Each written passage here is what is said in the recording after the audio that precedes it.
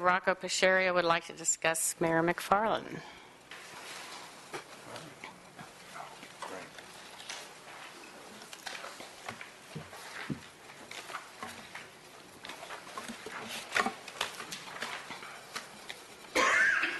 Good evening.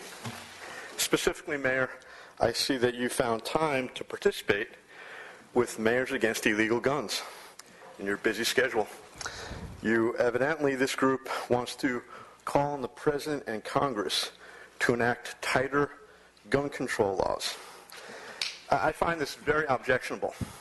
In the 20th century alone, a conservative, is 170 million people died at the hands of their own governments after they were disarmed. Regardless of the political philosophy of any state, when registration occurred with guns, that was followed by confiscation. 170 million died, conservatively. That number can be found at jpfo.org, Jews for the Preservation of Firearm Ownership.org.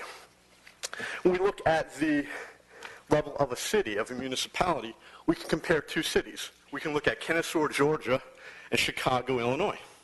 Kennesaw, Georgia, back in 1982, enacted an ordinance that said this: in order to provide for the emergency management of the city, and further, to order for and protect the safety, security, and general welfare of the city and its inhabitants, every head of household residing in the city limits is required to maintain a firearm together with ammunition.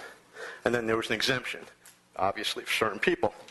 There is virtually no violent crime in Kennesaw, Georgia.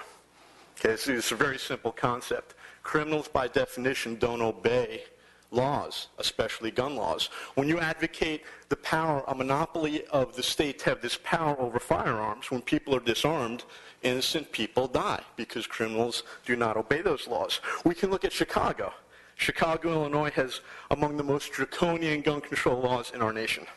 What do we see in Chicago? From January 1st, 2003 to December 31st, 2012, there were just under 4,800 murders in Chicago. We could look at what happened in Afghanistan. We look in Afghanistan, where U.S. forces are occupying that nation. From October 7th, 2001 to date, there's been less than 2,200 deaths.